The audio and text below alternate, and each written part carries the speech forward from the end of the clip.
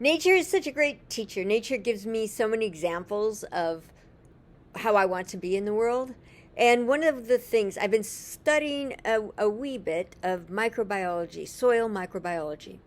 And soil, when it's healthy, has a microbiome. Just like we have a microbiome in our gut, in our on our skin, in our eyes, in our ears, in our mouth, in our nose, in our sinuses, in our sex organs. Microbiome is so important, and it's in the soil. And when plants are healthy, grown in a regenerative way, or in a biodiverse way, there's microbiome in the plants. There's microbiome in the air. There's microbiome in trees. There's microbiome in the atmosphere. It is amazing, and it just goes to show you how valuable bacteria and viruses are. We need bacteria and viruses. We have more bacteria and viruses than we have human cells in our bodies. It's amazing. And so when you look at conventional farming, this is about humanity, okay? But I'm going to talk about farming as a metaphor or the analogy. So conventional farming, what they do is they pour a ton of toxic chemicals, which kills the microbiome, and then the plants, it kills the microbiome in the soil.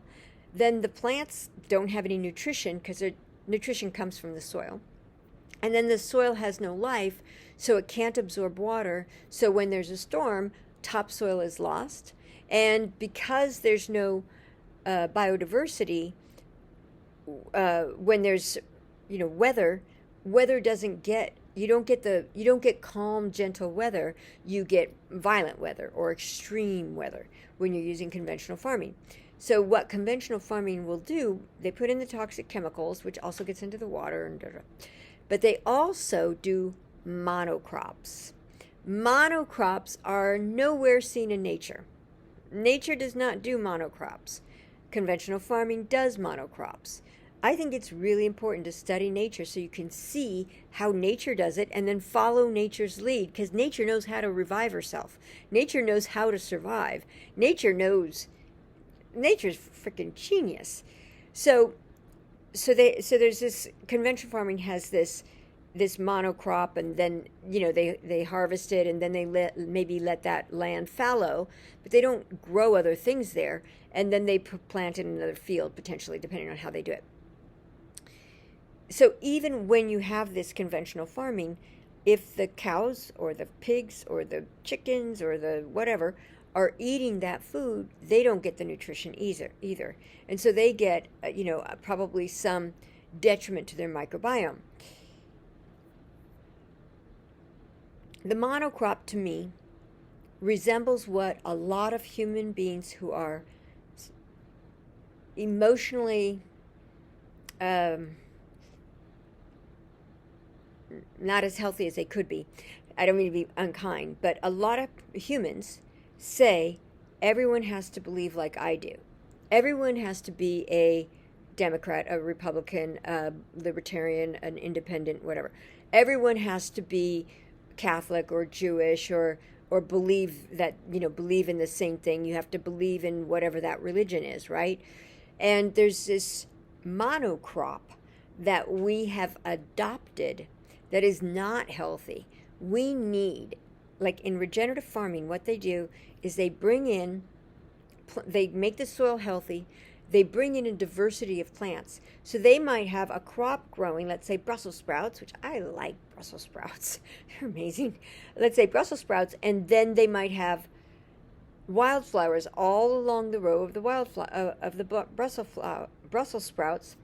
And why? Because the wildflowers attract the bugs that eat the bugs that eat the Brussels sprouts. So the regenerative and biodynamic or biodiverse or permaculture farming is so genius because it uses the totality of nature to allow for more abundance of food and vegetables and things like that. More abundance, because when you have this healthy microbiome in the soil, then the soil is sequestering water. Doesn't have topsoil runoff when it rains. The soil is sequestering carbon, and so it pulls in the carbon that maybe is excess. healthy soil can alleviate and ameliorate any methane that an animal or a human can make. It has something in it. I think it's called I can't remember what it's called. It's got the word tropin in it. Anyway, it takes the methane and it does something to it. I don't know. I haven't studied that enough. But it is so fascinating. So what I would love to invite is that everybody who's open to it, that you enjoy the diversity of the people around you. You enjoy the people that are of the opposite political spectrum, that you enjoy the people that don't believe the same as you about religion, that you enjoy the people that are a different skin tone or a different hair type or a different eye color or whatever it is.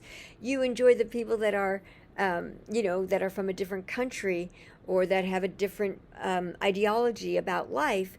If we can actually come together, like in regenerative farming, and there'll be some of us that'll be Brussels sprouts, and some of us that'll be wildflowers, and some of us that will be the bugs that eat the Brussels sprouts. Like there's a whole way we can work together synergistically, like healthy farming does. Healthy farming has this biodiversity, and we need a bio meaning life, diversity in our lives. We need friends that are different from us in order to really learn how to have real health. People who have different viewpoints are so important. Anyway, that's what I love. I love looking at nature and seeing how nature does things, and then seeing if I can mimic that in my life, or if there are things that people can do that mimic that. And mimicking nature to me is one of the best uses of my time, because nature is awe-inspiring. It is brilliant. It is creative. It is diverse. It is innovative. It is beautiful. It is mind-blowing. It is awe-inspiring in every way. Nature is such a great teacher. So thank you so much for listening. I hope you have a magical day. I appreciate you, and ciao.